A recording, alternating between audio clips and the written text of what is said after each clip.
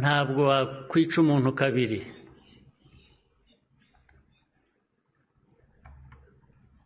Ubigerageje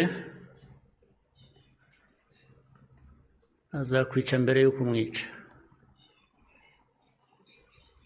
Ubwo turi aha mutureba, bamwe bajya bashinyagura bavugira hanze. Igihugu cyose, igihugu cy'u Rwanda ureba, ntabwo gishobora gupfa kabiri.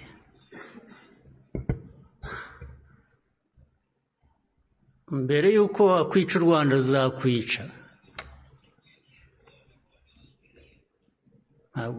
Ntabwo wakwica abantu kabiri. Ntibibaho, tureba aha ntabwo twapfa kabiri.